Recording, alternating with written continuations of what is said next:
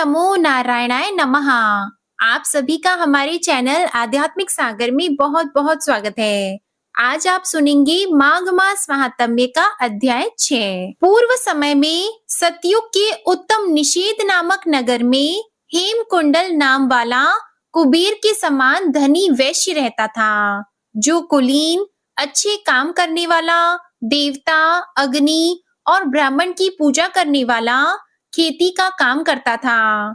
वह गौ, घोड़े, भैंस आदि का पालन करता और दूध, दही, छाछ, गोबर, घास, गुड़, चीनी आदि अनेक वस्तु बेचा करता। और उसने इस प्रकार बहुत सा धन इकट्ठा कर लिया था।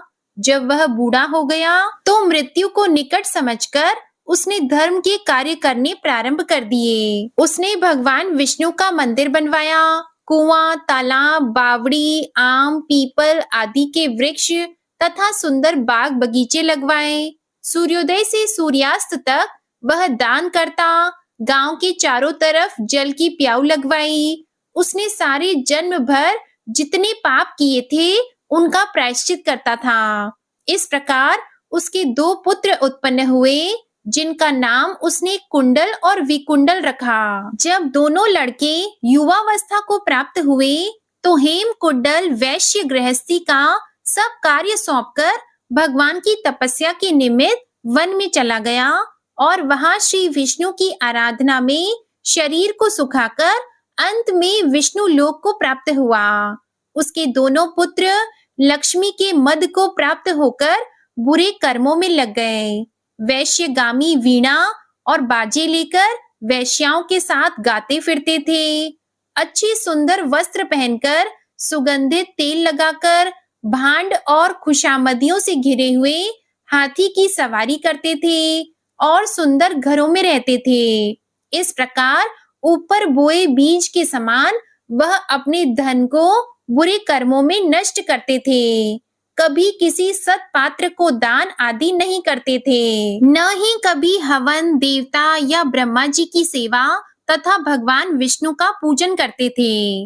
इस प्रकार थोड़े ही दिनों में उनका सब द्रव्य नष्ट हो गया और वह दरिद्रता को प्राप्त होकर अत्यंत दुखी हो गए। भाई, जन, सेवक, उपजीवी सब इनको छोड़कर चले गए और राजा के भय से नगर को छोड़कर चोर तथा डाकुओं के साथ वन में रहने लगे और वहां अपने तीक्ष्ण बाणों से वन के पक्षी, हिरण आदि पुष्प तथा हिंसक जीवों को मारकर खाने लगे। एक समय इनमें से एक पर्वत पर गया, जिसको सिंह मारकर खा गया, और दूसरा वन को गया, जो काले सर्प के डसने से मर गया। तब यमराज के दूत उन दोनों को बांधकर यम के पास लाए और कहने लगे कि महाराज, इन दोनों पापियों के लिए क्या आज्ञा है? चित्रगुप्त ने उन दोनों के कर्मों की आलोचना करके दूतों से कहा कि बड़े भाई कुंडल को घोर नरक में डालो और दूसरे छोटे भाई विकुंडल को स्वर्ग ले जाओ, जहां उत्तम भोग हैं। तब एक दूत तो कुंडल को नरक में फेंकने के लिए गया और दूसरा दूत बड़ी नम्रता से कहने लगा कि हे विकुंडल, चलो, तुम अपने अच्छे कर्मों से स्वर्ग को प्राप्त होकर अनेक प्रकार के भोगों को भोगो। तब विकुंडल बड़े विस्मय के साथ मन में संशय धारकर दूत से कहने लगा कि हे यमदूत, मेरे मन में बड़ी आशंका उत्पन्न हो गई है, इसलिए मैं तुमसे कुछ पूछता हूँ। कृपा करके मेरे प्रश्नों का उत्तर दो। हम दोनों भाई एक ही कुल में उत्पन्न हुए, एक जैसे ही कर्म करते रहे। दोनों भाइयों ने कभी कोई शुभ कार्य नहीं किया, फिर एक को नरक क्यों प्राप्त हुआ? मैं अपने स्वर्ग में आने का कोई कारण नहीं देखता। तब यमदूत कहने लगा कि हे विकुंडल, माता, पिता, पुत्र, पत्नी, भाई, बहन से सब संबंध जन्म के कारण होते हैं और जन्म कर्म के भोगने के लिए ही प्राप्त होता है। जिस प्रकार एक वृक्ष पर अनेक पक्षियों का आगमन होता है, उसी तरह इस संसार में पुत्र, भाई, माता, पिता का भी संगम होता है। इनमें से जो जैसे जैसे कर्म करता है, वैसे ही फल भोगता है। तुम्हारा भाई अपने पाप कर्मों से नरक में गया, तुम अपने पुण्य कर्म के कारण स्वर्ग में जा रहे हो। तब विकुंडल ने आश्चर्य से पूछा कि मैंने तो आज जन्म कोई धर्म का कार्य नहीं किया, सदैव पापों में ही लगा रहा। मैं अपने पुण्य के कर्म को नहीं जानता।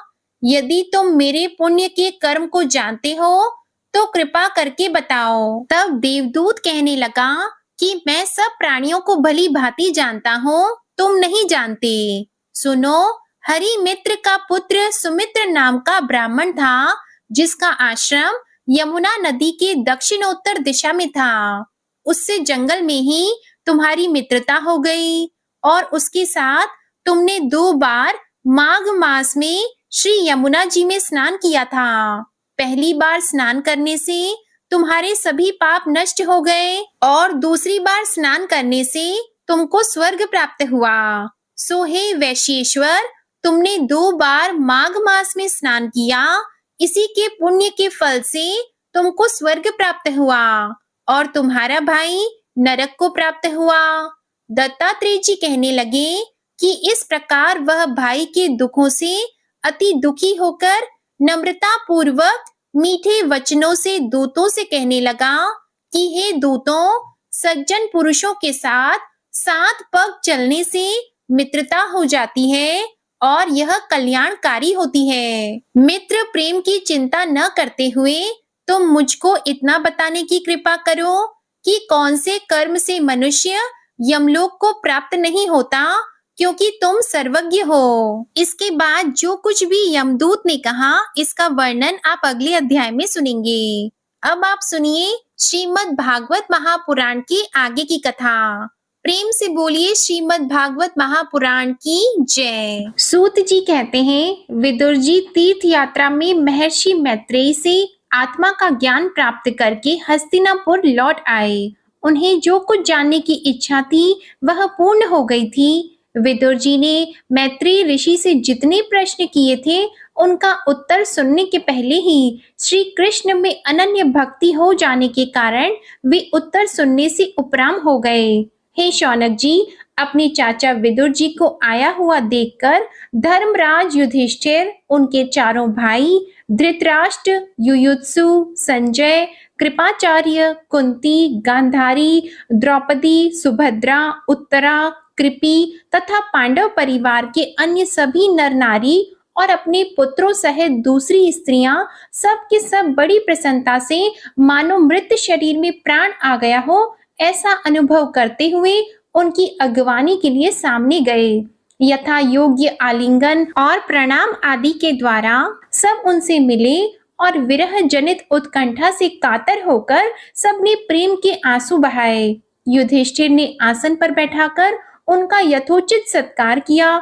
जब वे भोजन एवं विश्राम करके सुखपूर्वक आसन पर बैठे थे, तब युधिष्ठिर ने विनय से झुककर सबके सामने ही उनसे कहा। युधिष्ठिर ने कहा, चाचा जी, जैसे पक्षी अपने अंडों को पंखों की छाया के नीचे रखकर उन्हें सेते और बढ़ाते हैं, वैसे ही आपने अत्यंत वात्सल्य से अपने कर कमलों की छत्र छाया में हम लोगों को पाला और पोसा है। बार बार आपने हमें और हमारी माता को विष दान और लाक्षागृह के दाह आदि विपत्तियों से बचाया है। क्या आप कभी हम लोगों की भी याद करते रहे हैं? आपने पृथ्वी पर विचरण करते समय किस वृत्ति से जीवन निर्वाह किया?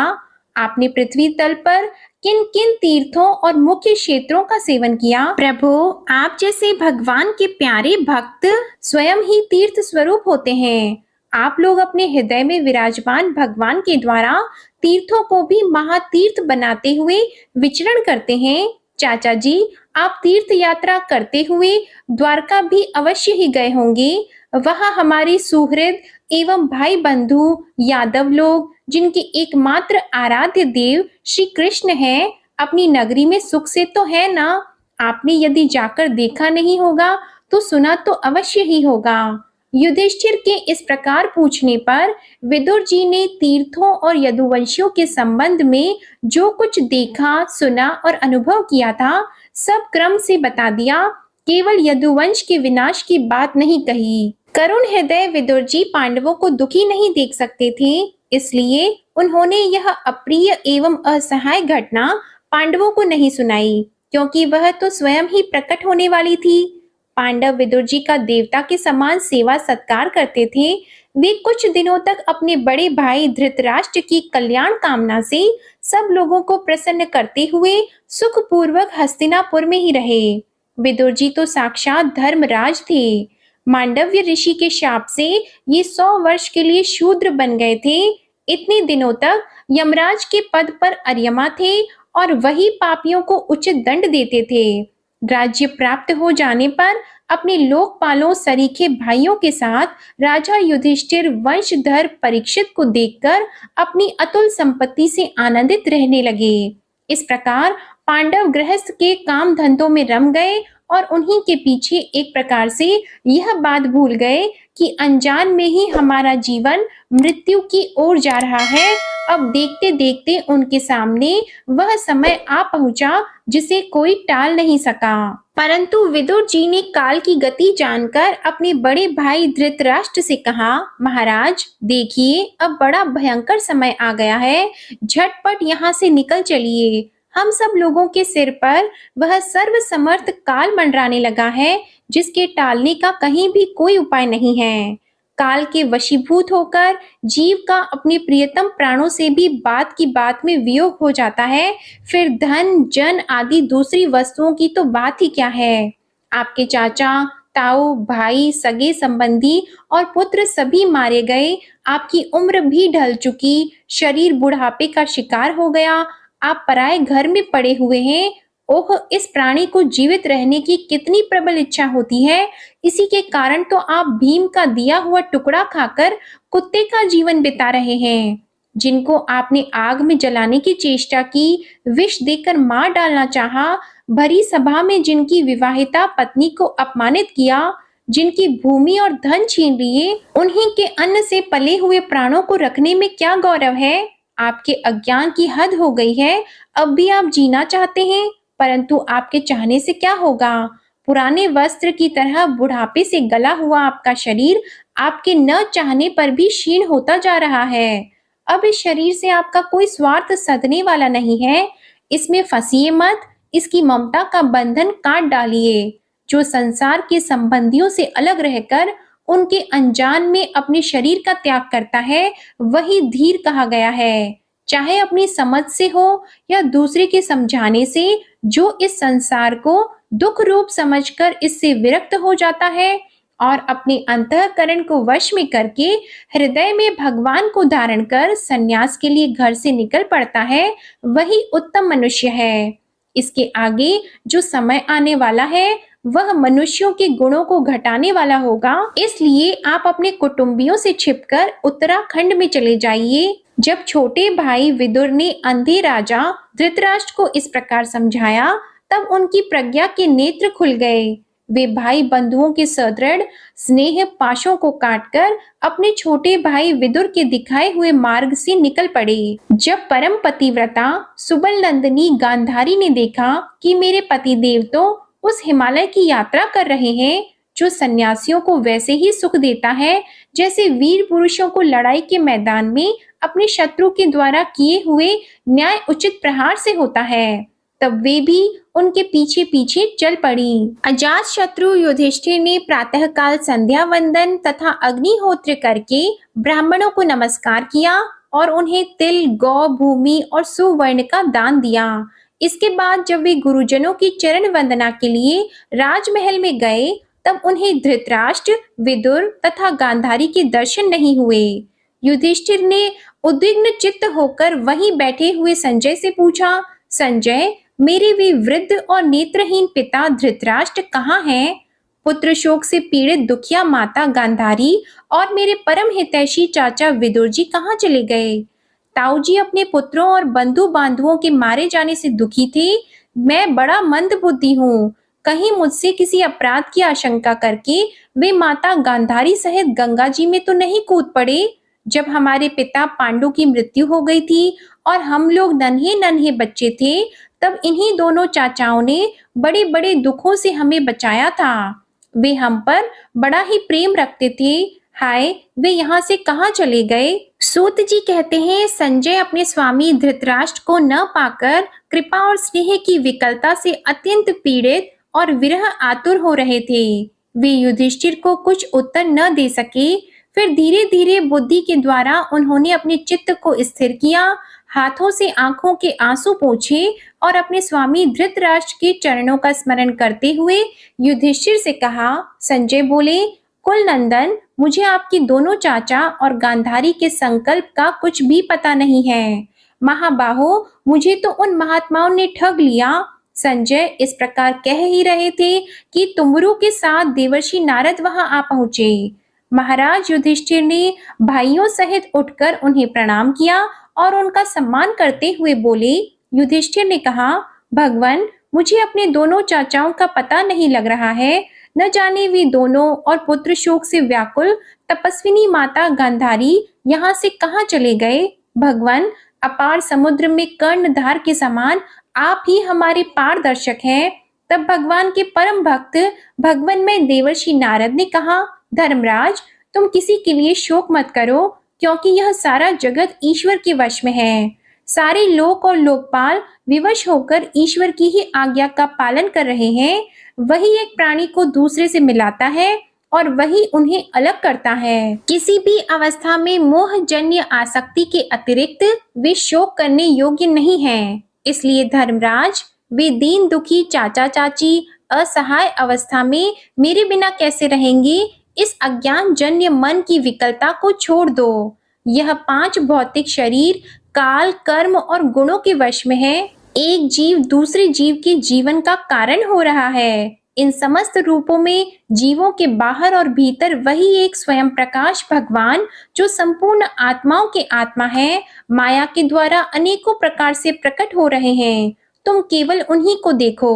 महाराज, समस्त प्राणियों को जीवन दान देने वाले वे ही भगवान इस समय इस पृथ्वी तल पर देवद्रोहियों का नाश करने के लिए काल रूप से अवतीर्ण हुए हैं।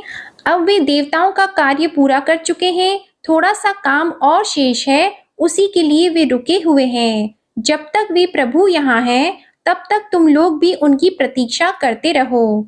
धर्मराज, हिमालय के दक्षिण भाग में जहाँ सप्त ऋषियों की प्रसन्नता के लिए गंगा जी ने अलग अलग 7 धाराओं के रूप में अपने को 7 भागों में विभक्त कर दिया है, जिसे सप्त स्तोत्र कहते हैं, वही ऋषियों के आश्रम पर धृतराष्ट्र अपनी पत्नी गांधारी और विदुर के साथ गए हैं। वहां वे त्रिकाल स्नान और विधि पूर्वक अग्निहोत्र करते हैं। अब उनके चित्त में किसी प्रकार की कामना नहीं है। वे केवल जल पीकर शांत चित्त से निवास करते हैं। आसन जीतकर प्राणों को वश में करके उन्होंने अपनी छह इंद्रियों को विषयों से लौटा लिया है। अतः तुम उनके मार्ग में विघ्न रूप मत बनना। धर्मराज, आज से 5वें दिन वे अपने शरीर का परित्याग कर देंगे और वह जलकर भस्म हो जाएगा। ग्रह पत्यादि अग्नियों के द्वारा पर्णकुटी के साथ अपने पति के मृत देह को जलते देखकर बाहर खड़ी हुई साध्वी गांधारी भी पति का अनुगमन करती हुई उसी आग में प्रवेश कर जाएंगी। धर्मराज, विदुर जी अपने भाई का आश्चर्यमय मोक्ष देखकर, हर्षित और वियोग देखकर दुखित होते हुए वहां से तीर्थ सेवन के लिए चले जाएंगे। देवर्षि नारद यों कहकर तुमरू के साथ स्वर्ग को चले गए। धर्मराज युधिष्ठिर ने उनके उपदेशों को हृदय में धारण करके शोक को त्याग दिया। सूत जी कहते हैं, स्वजनों से मिलने और पुण्य श्लोक भगवान श्री कृष्ण अब क्या करना चाहते हैं, यह जानने के लिए अर्जुन द्वारका गए हुए थे। कई महीने बीत जाने पर भी अर्जुन वहां से लौट कर नहीं आए। धर्मराज युधिष्ठिर को बड़े भयंकर अपशकुन दिखने लगे। उन्होंने देखा काल की गति बड़ी विकट हो गई है। जिस समय जो ऋतु होनी चाहिए उस समय वह नहीं होती और उनकी क्रियाएं भी उल्टी ही होती हैं। लोग बड़े क्रोधी, लोभी और असत्य परायण हो गए हैं। अपने जीवन निर्वाह के लिए लोग पाप पूर्ण व्यापार करने लगे हैं। सारा व्यवहार कपट से भरा हुआ होता है। यहाँ तक कि मित्रता में भी छल मिला रहता है। माता पिता, सगे संबंधी, भाई और पति पत्नी में भी झगड़ा टंटा लगा रहता है। कली काल के आ जाने से लोगों का स्वभाव ही लोभ, दंभ आदि अधर्म से अभिभूत हो गया है और प्रकृति में भी अत्यंत अरिष्ट सूचक अपशकुन होने लगे हैं। यह सब देखकर युधिष्ठिर ने अपने छोटे भाई भीमसेन से कहा, भीमसेन, अर्जुन को हमने द्वारका इसलिए भेजा था कि वह वहां जाकर पुण्य श्लोक भगवान श्री कृष्ण क्या कर रहे हैं इसका पता लगा आए और संबंधियों से मिलकर भी आए। तब से 7 महीने बीत गए, किंतु तुम्हारे छोटे भाई अब तक नहीं लौटे हैं। मैं ठीक ठीक नहीं समझ पाता हूँ कि उनके न आने का क्या कारण है। कहीं देवर्षि नारद के द्वारा बताया हुआ वह समय तो नहीं आ पहुंचा है जिसमें भगवान श्री कृष्ण अपने लीला विग्रह का संवरण करना चाहते हैं। उन्हीं भगवान की कृपा से हमें यह संपत्ति, राज्य, स्त्री, प्राण, कुल, संतान, शत्रुओं पर विजय और स्वर्ग आदि लोगों का अधिकार प्राप्त हुआ है। भीमसेन, तुम तो मनुष्यों में व्याघ्र के समान बलवान हो। देखो तो सही, आकाश में उल्कापात आदि, पृथ्वी में भूकंप आदि और शरीरों में रोग आदि कितने भयंकर अपशकुन हो रहे हैं। इनसे इस बात की सूचना मिलती है कि शीघ्र ही हमारी बुद्धि को मोह में डालने वाला कोई उत्पात होने वाला है। प्यारे भीमसेन, मेरी बाईं जांग, आंख और भुजा बार बार फड़क रही है, हृदय जोर से धड़क रहा है। अवश्य ही बहुत जल्दी कोई अनिष्ट होने वाला है। शौनक जी, राजा युधिष्ठिर इन भयंकर उत्पातों को देखकर मन ही मन चिंतित हो रहे थे कि द्वारका से लौटकर अर्जुन आ गए।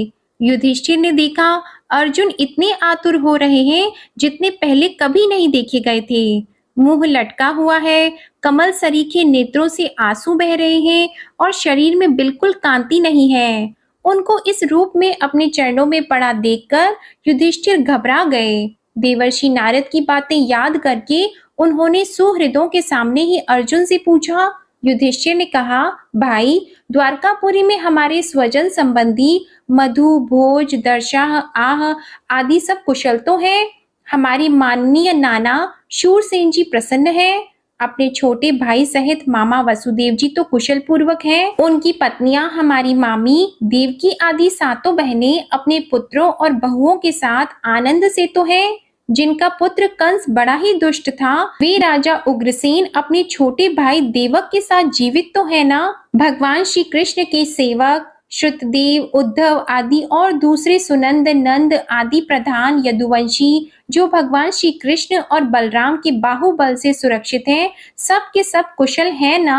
भक्त वत्सल ब्राह्मण भक्त भगवान श्री कृष्ण अपने स्वजनों के साथ द्वारकापुरी की सुधर्मा सभा में सुखपूर्वक विराजते हैं ना। वे आदि पुरुष बलराम जी के साथ संसार के परम मंगल, परम कल्याण और उन्नति के लिए यदुवंश रूप क्षीर सागर में विराजमान है। उन्हीं के बाहुबल से सुरक्षित द्वारकापुरी में यदुवंशी लोग सारे संसार के द्वारा सम्मानित होकर बड़े आनंद से विष्णु भगवान के पार्षदों के समान विहार कर रहे हैं। मेरा विश्वास है कि तुमने ऐसा कोई निंदित काम तो नहीं किया होगा जो तुम्हारे योग्य न न हो अपने परम प्रियतम अभिन्न हृदय परम सुहृद भगवान श्री कृष्ण से तुम रहित हो गए हो, इसी से अपने को शून्य मान रहे हो।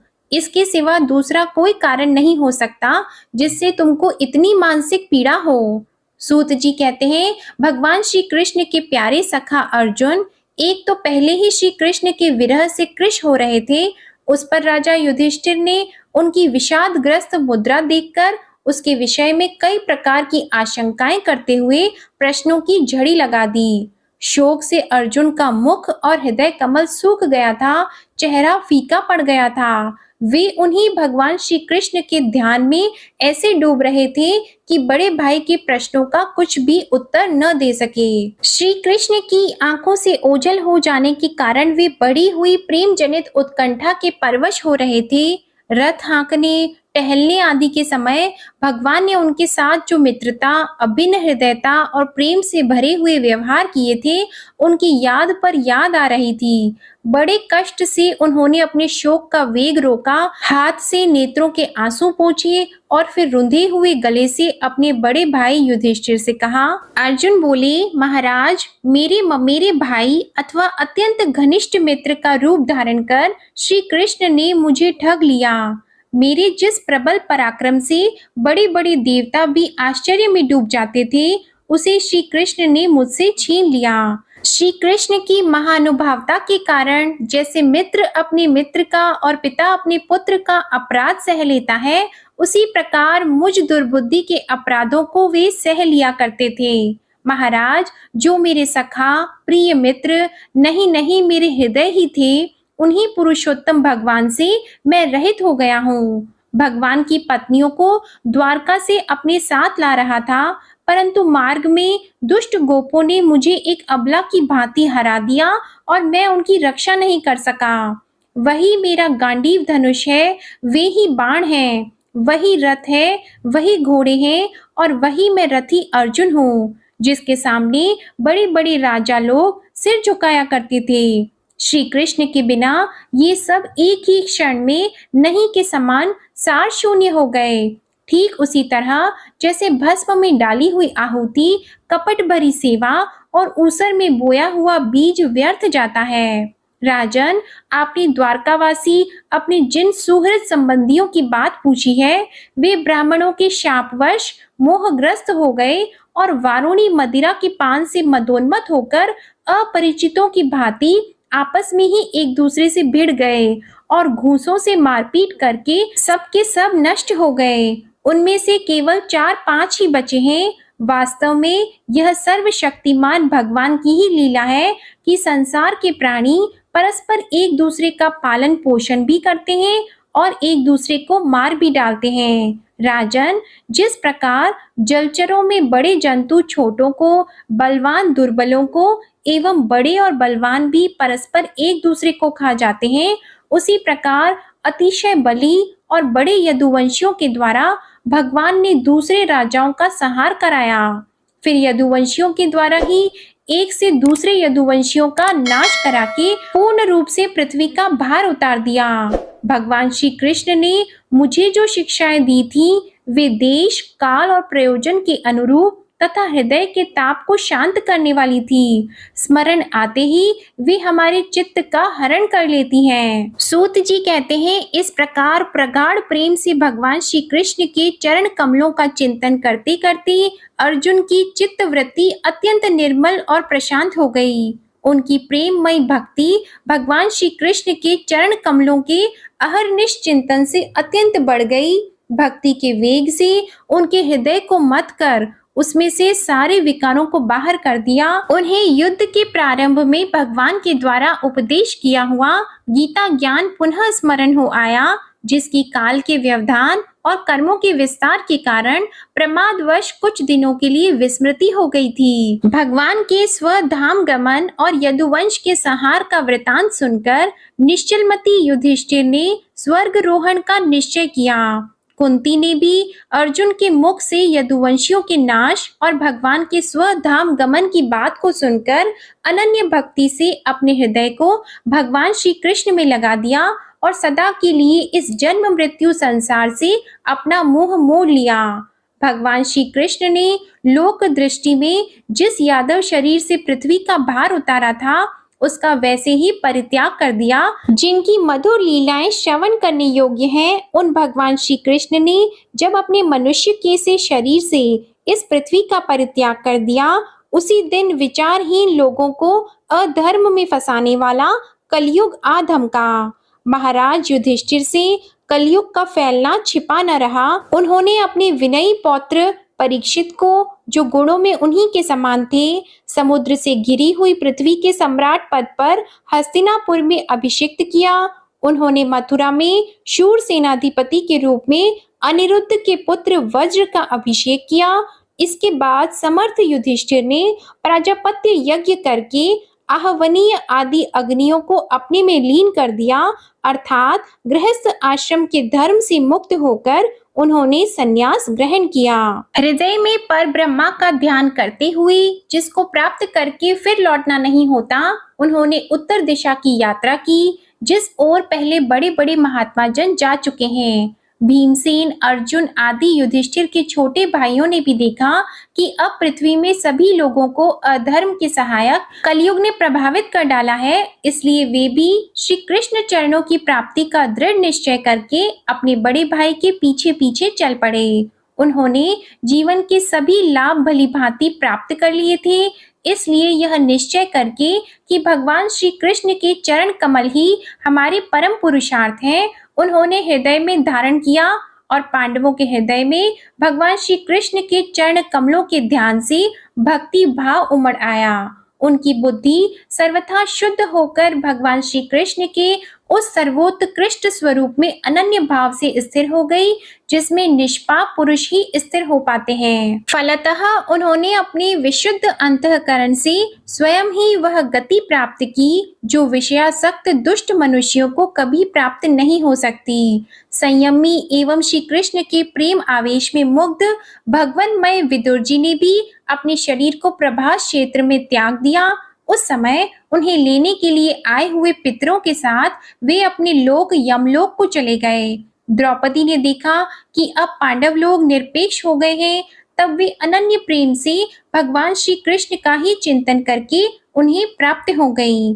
भगवान के प्यारे भक्त पांडवों के महाप्रयाण की इस परम पवित्र और मंगलमय कथा को जो पुरुष श्रद्धा से सुनता है, वह निश्चय ही भगवान की भक्ति और मोक्ष को प्राप्त करता है। सूत जी कहते हैं, हे शौनक जी, पांडवों के महाप्रयाण के पश्चात भगवान के परम भक्त राजा परीक्षित श्रेष्ठ ब्राह्मणों की शिक्षा के अनुसार पृथ्वी का शासन करने लगे। उनके जन्म के समय ज्योतिषियों ने उनके संबंध में जो कुछ कहा था, वास्तव में वे सभी महान गुण उनमें विद्यमान थे। उन्होंने उत्तर की पुत्री इरावती से विवाह किया। उससे उन्होंने जन्मेजय आदि 4 पुत्र उत्पन्न किए तथा कृपाचार्य को आचार्य बनाकर उन्होंने गंगा के तट पर 3 अश्वमेध यज्ञ किए, जिनमें ब्राह्मणों को पुष्कल दक्षिणा दी गई। उन यज्ञों में देवताओं ने प्रत्यक्ष रूप में प्रकट होकर अपना भाग ग्रहण किया था। एक बार दिग्विजय करते समय उन्होंने देखा कि शूद्र के रूप में कलयुग राजा का वेश धारण करके एक गाय और बैल के जोड़े को ठोकरों से मार रहा है। तब उन्होंने उसे बलपूर्वक पकड़कर दंड दिया। शौनक जी ने पूछा, महाभाग्यवान सूत जी, दिग्विजय के समय महाराज परीक्षित ने कलयुग को दंड देकर ही क्यों छोड़ दिया, मार क्यों नहीं डाला? क्योंकि राजा का वेश धारण करने पर भी था तो वह अधम शूद्र ही, जिसने गाय को लात से मारा था। यदि यह प्रसंग भगवान श्री कृष्ण की लीला से अथवा उनके चरण कमलों के मकरंद रस का पान करने वाले रसिक महानुभावों से संबंध रखता हो तो अवश्य कहिए। दूसरी व्यर्थ की बातों से क्या लाभ, उनमें तो आयु व्यर्थ नष्ट होती है। हे प्यारे सूत जी, जो लोग चाहते तो हैं मोक्ष, परंतु अल्प आयु होने के कारण मृत्यु से ग्रस्त हो रहे हैं, उनके कल्याण के लिए भगवान यम का आह्वान करके उन्हें यहाँ शांति कर्म में नियुक्त कर दिया गया है। जब तक यमराज यहाँ इस कर्म में नियुक्त हैं, तब तक किसी की मृत्यु नहीं होगी। मृत्यु से ग्रस्त मनुष्य लोक के जीव भी भगवान की सुधा तुल्य लीला कथा का पान कर सकें, इसलिए महर्षियों ने भगवान यम को यहाँ बुलाया है। एक तो थोड़ी आयु और दूसरे कम समझ, ऐसी अवस्था में संसार के मंद भाग्य विषयी पुरुष को आयु व्यर्थ ही बीती जा रही है। सूत जी ने कहा, जिस समय राजा परीक्षित कुरु जांगल देश में सम्राट के रूप में निवास कर रहे थे, उस समय उन्होंने सुना कि मेरी सेना द्वारा सुरक्षित साम्राज्य में कलयुग का प्रवेश हो गया है। इस समाचार से उन्हें दुख तो अवश्य हुआ, परंतु यह सोचकर कि युद्ध करने का अवसर हाथ लगा, वे उतने दुखी नहीं हुए। इसके बाद युद्धवीर परीक्षित ने धनुष हाथ में ले लिया। वे श्याम वर्ण के घोड़ों से जुते हुए सिंह की ध्वजा वाले सुसज्जित रथ पर सवार होकर दिग्विजय करने के लिए नगर से बाहर निकल पड़े। उस समय रथ, हाथी, घोड़े और पैदल सेना उनके साथ साथ चल रही थी। उन्होंने भद्राश्व, केतुमाल, भारत, उत्तर कुरु और किमपुरुष आदि सभी वर्षों को जीतकर वहां के राजाओं से भेंट ली। उन्हें उन देशों में सर्वत्र अपने पूर्वज महात्माओं का सुयश सुनने को मिला। उस यशोगान से पद पद पर भगवान श्री कृष्ण की महिमा प्रकट होती थी। इसके साथ ही उन्हें यह भी सुनने को मिलता था कि भगवान श्री कृष्ण ने अश्वत्थामा के ब्रह्मास्त्र की ज्वाला से किस प्रकार उनकी रक्षा की थी। यदुवंशी और पांडवों में परस्पर कितना प्रेम था तथा पांडवों की भगवान श्री कृष्ण में कितनी भक्ति थी। जो लोग उन्हें ये चरित्र सुनाते उन पर महामना राजा परीक्षित बहुत प्रसन्न होते, उनके नेत्र प्रेम से खिल उठते। वे बड़ी उदारता से उन्हें बहुमूल्य वस्त्र और मणियों के हार उपहार रूप में देते। वे सुनते कि भगवान श्री कृष्ण ने प्रेम परवश होकर पांडवों के सारथी का काम किया, उनके सभासद बने, यहाँ तक कि उनके मन के अनुसार काम करके उनकी सेवा भी की। उनके सखा तो थे ही, दूत भी बने। वे रात को शस्त्र ग्रहण करके वीरासन से बैठ जाते और शिविर का पहरा देते। उनके पीछे पीछे चलते, स्तुति करते तथा प्रणाम करते। इतना ही नहीं, अपने प्रेमी पांडवों के चरणों में उन्होंने सारे जगत को झुका दिया। तब परीक्षित की भक्ति भगवान श्री कृष्ण के चरण कमलों में और भी बढ़ जाती। इस प्रकार वे दिन दिन पांडवों के आचरण का अनुसरण करते हुए दिग्विजय कर रहे थे। उन्हीं दिनों उनके शिविर से थोड़ी ही दूरी पर एक आश्चर्यजनक घटना घटी। वह मैं आपको सुनाता हूँ। धर्म बैल का रूप धारण करके एक पैर से घूम रहा था। एक स्थान पर उसे गाय के रूप में पृथ्वी मिली। पुत्र की मृत्यु से दुखिनी माता के समान उसके नेत्रों से आंसुओं के झरने झर रहे थे। उसका शरीर श्रीहीन हो गया था। धर्म पृथ्वी से पूछने लगा। धर्म ने कहा, कल्याणी, कुशल से तो होना, तुम्हारा मुख कुछ कुछ मलिन हो रहा है, तुम श्रीहीन हो रही हो। मालूम होता है तुम्हारे हृदय में कुछ न कुछ दुख अवश्य है। क्या तुम्हारा कोई संबंधी दूर देश में चला गया है जिसके लिए तुम इतनी चिंता कर रही हो? कहीं तुम मेरी तो चिंता नहीं कर रही हो कि अब इसके 3 पैर टूट गए, एक ही पैर रह गया है? संभव है तुम अपने लिए शोक कर रही हो कि अब शूद्र तुम्हारे ऊपर शासन करेंगे। तुम्हें इन देवताओं के लिए भी खेद हो सकता है जिन्हें अब यज्ञों में आहुति नहीं दी जाती, अथवा उस प्रजा के लिए भी जो वर्षा न होने के कारण अकाल एवं दुर्भिक्ष से पीड़ित हो रहे हैं। देवी, क्या तुम राक्षस सरीखे मनुष्यों के द्वारा सताई हुई आरक्षित स्त्रियों एवं आर्त बालकों के लिए शोक कर रही हो? संभव है विद्या अब कुकर्मी ब्राह्मणों के चंगुल में पड़ गई है और ब्राह्मण विप्रद्रोही राजाओं की सेवा करने लगे हैं और इसी का तुम्हें दुख हो। आज के नाम मात्र के राजा तो 16 आने कलयुगी हो गए हैं। उन्होंने बड़े बड़े देशों को भी उजाड़ डाला है। क्या तुम उन राजाओं या देशों के लिए शोक कर रही हो? आज की जनता खान पान, वस्त्र, स्नान और स्त्री सहवास आदि में शास्त्रीय नियमों का पालन न करके स्वेच्छाचार कर रही है। क्या इसके लिए तुम दुखी हो? हे माँ पृथ्वी, अब समझ में आया। हो न हो तुम्हें भगवान श्री कृष्ण की याद आ रही होगी, क्योंकि उन्होंने तुम्हारा भार उतारने के लिए ही अवतार लिया था और ऐसी लीलाएं की थी जो मोक्ष का भी अवलंबन है। अब उनकी लीला संवरण कर लेने पर उनके परित्याग से तुम दुखी हो रही हो। देवी, तुम तो धन रत्नों की खान हो। तुम अपने क्लेश का कारण जिससे तुम इतनी दुर्बल हो गई हो मुझे बताओ। मालूम होता है बड़े बड़े बलवानों को भी हरा देने वाले काल ने देवताओं के द्वारा वंदनीय तुम्हारे सौभाग्य को छीन लिया है। पृथ्वी ने कहा, धर्म, तुम मुझसे जो कुछ पूछ रहे हो वह सब स्वयं जानते हो। जिन भगवान के सहारे तुम सारे संसार को सुख पहुंचाने वाले अपने चारों चरणों से युक्त थे, जिनमें सत्य, पवित्रता, दया, क्षमा, संतोष और भी बहुत से महान गुण उनकी सेवा करने के लिए नित्य निरंतर निवास करते हैं, एक क्षण के लिए भी उनसे अलग नहीं होते, उन्हीं समस्त गुणों के आश्रय सौंदर्य धाम भगवान श्री कृष्ण ने इस समय इस लोक से अपनी लीला संवरण कर ली और यह संसार पापमय कलयुग की कुदृष्टि का शिकार हो गया। यही देखकर मुझे बड़ा शोक हो रहा है।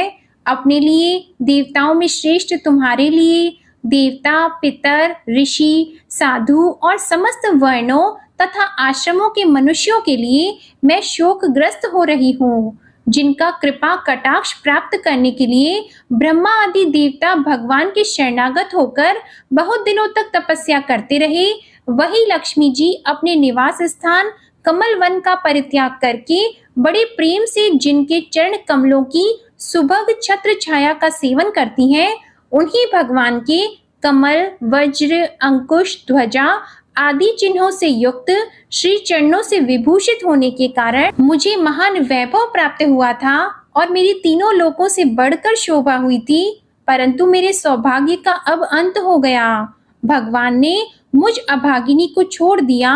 मालूम होता है मुझे अपने सौभाग्य पर गर्व हो गया था, इसीलिए उन्होंने मुझे यह दंड दिया है।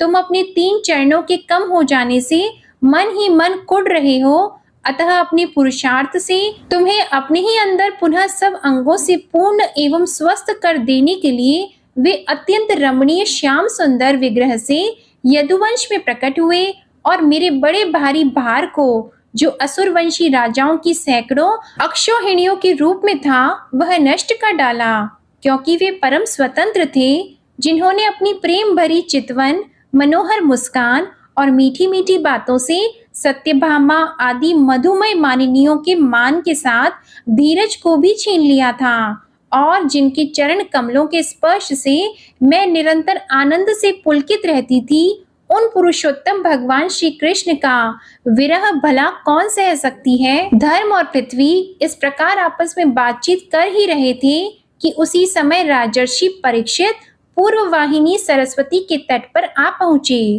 सूत जी कहते हैं, शौनक जी, वहां पहुंचकर राजा परीक्षित ने देखा कि एक राजवेशधारी शूद्र हाथ में डंडा लिए हुए है और गाय बैल के एक जोड़े को इस तरह पीटता जा रहा है जैसे उनका कोई स्वामी ही न हो। वह कमल तंतु के समान श्वेत रंग का बैल एक पैर से खड़ा कांप रहा था तथा शूद्र की ताड़ना से पीड़ित और भयभीत होकर मल त्याग कर रहा था। धर्म उपयोगी दूध, घी आदि हविष्य पदार्थों को देने वाली वह गाय भी बार बार शूद्र के पैरों की ठोकरें खाकर अत्यंत दीन हो रही थी। एक तो वह स्वयं ही दुबली पतली थी, दूसरी उसका बछड़ा भी उसके पास नहीं था। उसे भूख लगी हुई थी और उसकी आंखों से आंसू बहते जा रहे थे। स्वर्ण जटित रथ पर चढ़े हुए राजा परीक्षित ने अपना धनुष चढ़ाकर मेघ के समान गंभीर वाणी से उसको ललकारा, अरे तू कौन है जो बलवान होकर भी मेरे राज्य के इन दुर्बल प्राणियों को बलपूर्वक मार रहा है। तूने नट की भांति वेश तो राजा का सा बना रखा है, परंतु कर्म से तो तू शूद्र ही जान पड़ता है। हमारे दादा अर्जुन के साथ भगवान श्री कृष्ण के परम धाम पधार जाने पर इस प्रकार निर्जन स्थान में निरपराधों पर प्रहार करने वाला तू अपराधी है, अतः तू वध के योग्य है। उन्होंने धर्म से पूछा, कमल नाल के समान आपका श्वेत वर्ण है, 3 पैर न होने पर भी आप एक ही पैर से चलते फिरते हैं, यह देखकर मुझे बड़ा कष्ट हो रहा है। बताइए, आप क्या बैल के रूप में कोई देवता हैं? अभी यह भूमंडल कुरुवंशी नरपतियों के बाहुबल से सुरक्षित है, इसमें आपके सिवा और किसी भी प्राणी की आंखों से शोक के आंसू बहते मैंने नहीं देखे। धेनुपुत्र, अब आप शोक न करें, इस शूद्र से निर्भय हो जाएं। गौमाता, मैं दुष्टों को दंड देने वाला हूँ, अब आप रोए नहीं, आपका कल्याण हो। देवी, जिस राजा के राज्य में दुष्टों के उपद्रव से सारी प्रजा त्रस्त रहती है, उस मतवाले राजा की कीर्ति, आयु, ऐश्वर्य और परलोक नष्ट हो जाते हैं। राजाओं का परम धर्म यही है कि वे दुखियों का दुख दूर करें। यह महादुष्ट और प्राणियों को पीड़ित करने वाला है, अतः मैं अभी इसे मार डालूंगा। सुरभि नंदन, आप तो 4 पैर वाले जीव हैं, आपके 3 पैर किसने काट डाले? श्री कृष्ण के अनुयायी राजाओं के राज्य में कभी कोई भी आपकी तरह दुखी न हो। वृषभ, आपका कल्याण हो। बताइए, आप जैसे निरपराध साधुओं का अंग भंग करके किस दुष्ट ने पांडवों की कीर्ति में कलंक लगाया है? जो किसी निरपराध प्राणी को सताता है, उसे चाहे वह कहीं भी रहे, मेरा भय अवश्य होगा। दुष्टों का दमन करने से साधुओं का कल्याण ही होता है। जो उद्दंड व्यक्ति निरपराध प्राणियों को दुख देता है, वह चाहे साक्षात देवता ही क्यों न हो, मैं उसकी बाजूबंद से विभूषित भुजा को काट डालूंगा। बिना आपत्ति काल के मर्यादा का उल्लंघन करने वाले को शास्त्र अनुसार दंड देते हुए अपने धर्म में स्थित लोगों का पालन करना राजाओं का परम धर्म है। धर्म ने कहा, राजन, आप महाराज पांडु के वंशज हैं। आपका इस प्रकार दुखियों को आश्वासन देना आपके योग्य ही है, क्योंकि आपके पूर्वजों के श्रेष्ठ गुणों ने भगवान श्री कृष्ण को उनका सारथी और दूत आदि बना दिया था। नरेंद्र, शास्त्रों के विभिन्न वचनों से मोहित होने के कारण हम उस पुरुष को नहीं जानते जिससे क्लेशों के कारण उत्पन्न होते हैं। जो लोग किसी भी प्रकार की द्वैत को स्वीकार नहीं करते, वे अपने आप को ही अपने दुख का कारण बताते हैं। कुछ लोग स्वभाव को तो कुछ लोग ईश्वर को दुख का कारण मानते हैं। किन्हीं किन्हीं का तो ऐसा भी निश्चय है कि दुख का कारण न तो तर्क के द्वारा किया जा सकता है और न वाणी के द्वारा बताया जा सकता है। राजर्षि, अब इनमें कौन सा मत ठीक है, यह आप अपनी बुद्धि से ही विचार कर लीजिए। तब सूत जी कहते हैं, ऋषि श्रेष्ठ शौनक जी, धर्म का यह प्रवचन सुनकर सम्राट परीक्षित बहुत प्रसन्न हुए। उनका खेद मिट गया। उन्होंने शांत चित्त होकर उनसे कहा। परीक्षित ने कहा, धर्म का तत्व जानने वाले वृषभदेव, आप धर्म का उपदेश कर रहे हैं। अवश्य ही आप वृषभ के रूप में स्वयं धर्म हैं। आपने अपने को दुख देने वाले का नाम इसलिए नहीं बताया है कि अधर्म करने वाले को जो नरक आदि प्राप्त होते हैं, वे ही चुगली करने वाले को भी मिलते हैं। अथवा यही सिद्धांत निश्चित है कि प्राणियों के मन और वाणी से परमेश्वर की माया के स्वरूप का निरूपण नहीं किया जा सकता। धर्मदेव, सत्य युग में आपके 4 चरण थे, तप, पवित्रता, दया और सत्य। इस समय अधर्म के अंश, गर्व, आसक्ति और मद से 3 चरण नष्ट हो चुके हैं। अब आपका 4था चरण केवल सत्य ही बच रहा है। उसी के बल पर आप जी रहे हैं। असत्य से पुष्ट हुआ यह अधर्म रूप कलयुग उसे भी ग्रास कर लेना चाहता है। ये गौ माता साक्षात पृथ्वी है। भगवान ने इनका भारी बोझ उतार दिया था और यह उनके राशि राशि सौंदर्य बिखेरने वाले चरण चिन्हों से सर्वत्र उत्सवमयी हो गई थी। अब ये उनसे बिछुड़ गई हैं। वे साध्वी अभागिनी के समान नेत्रों में जल भरकर यह चिंता कर रही हैं कि अब राजा का स्वांग बनाकर ब्राह्मण द्रोही शूद्र मुझे भोगेंगे। महारथी परीक्षित ने इस प्रकार धर्म और पृथ्वी को सांत्वना दी। फिर उन्होंने अधर्म के कारण रूप कलयुग को मारने के लिए तीक्ष्ण तलवार उठाई। कलयुग ताड़ गया कि ये तो अब मुझे मार ही डालना चाहते हैं। अतः झटपट उसने अपने राज चिन्ह उतार डाले और भय विह्वल होकर उनके चरणों में अपना सिर रख दिया। परीक्षित बड़े यशस्वी, दीन वत्सल और शरणागत रक्षक थे। उन्होंने जब कलयुग को अपने पैरों पर पड़े देखा तो कृपा करके उसको मारा नहीं, अपितु हंसते हुए उससे कहा।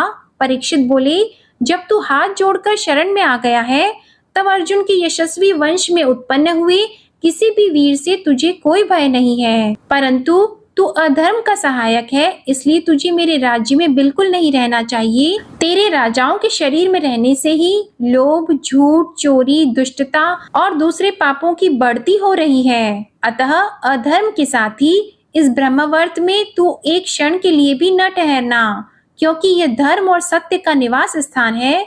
इस क्षेत्र में यज्ञ विधि के जानने वाले महात्मा यज्ञों के द्वारा यज्ञ पुरुष भगवान की आराधना करते रहते हैं। इस देश में भगवान श्री हरि यज्ञों के रूप में निवास करते हैं। यज्ञों के द्वारा उनकी पूजा होती है और वे यज्ञ करने वालों का कल्याण करते हैं। वे सर्वात्मा भगवान वायु की भांति समस्त चराचर जीवों के भीतर और बाहर एक रस स्थित रहते हुए उनकी कामनाओं को पूर्ण करते रहते हैं। सूत जी कहते हैं, परीक्षित की यह आज्ञा सुनकर कलयुग सिहर उठा। यमराज के समान मारने के लिए उद्यत हाथ में तलवार लिए हुए परीक्षित से वह बोला। कली ने कहा, सार्वभौम, आपकी आज्ञा से जहाँ कहीं भी मैं रहने का विचार करता हूँ, वहीं देखता हूँ कि आप धनुष पर बाण चढ़ाए खड़े हैं। धार्मिक शिरोमणि, आप मुझे वह स्थान बताइए जहाँ मैं आपकी आज्ञा का पालन करता हुआ स्थिर होकर रह सकूं। सूत जी कहते हैं, कलयुग की प्रार्थना स्वीकार करके राजा परीक्षित ने उसे 4 स्थान दिए: द्यूत, मद्यपान, स्त्री संग और हिंसा। इन स्थानों में क्रमशः असत्य, मद, आसक्ति और निर्दयता, ये 4 प्रकार के अधर्म निवास करते हैं। उसने और भी स्थान मांगे, तब समर्थ परीक्षित ने उसे रहने के लिए एक और स्थान सुवर्ण अर्थात धन दिया। इस प्रकार कलयुग के 5 स्थान हो गए: झूठ, मद, काम, वैर और रजोगुण। परीक्षित के दिए हुए इन्हीं 5 स्थानों में अधर्म का मूल कारण कली उनकी आज्ञाओं का पालन करता हुआ निवास करने लगा। इसलिए आत्म कल्याण कामी पुरुष को इन 5 स्थानों का सेवन कभी नहीं करना चाहिए। धार्मिक राजा, प्रजा वर्ग के लौकिक नेता और धर्म उपदेष्टा गुरुओं को तो बड़ी सावधानी से इनका त्याग करना चाहिए। राजा परीक्षित ने इसके बाद वृषभ रूप धर्म के 3 चरण तपस्या, शौच और दया जोड़ दिए और आश्वासन देकर पृथ्वी का संवर्धन किया। वे ही महाराजा परीक्षित इस समय अपने राज सिंहासन पर, जिसे उनके पितामह महाराज युधिष्ठिर ने वन में जाते समय उन्हें दिया था, विराजमान हैं। वे परम यशस्वी, सौभाग्य भाजन चक्रवर्ती सम्राट राजर्षि परीक्षित इस समय हस्तिनापुर में कौरव कुल की राज्य लक्ष्मी से शोभायमान है। अभिमन्यु नंदन राजा परीक्षित वास्तव में ऐसे ही प्रभावशाली हैं, जिनके शासन काल में आप लोग इस दीर्घकालीन यज्ञ के लिए दीक्षित हुए हैं। जय श्री कृष्णा। आज का अध्याय समाप्त हुआ। इसके आगे का वर्णन आप अगले अध्याय में सुनेंगे। आपको आज की कथा पसंद आई हो तो इस वीडियो को लाइक कीजिएगा, शेयर कीजिएगा, कमेंट में श्री राधे कृष्ण भगवान की जय लिखिएगा और चैनल को भी सब्सक्राइब कीजिएगा। साथ ही आज आप हमारे चैनल पर संतोषी माता की व्रत कथा भी जरूर सुनिएगा। प्रेम से बोलिए जय श्री राधे कृष्णा।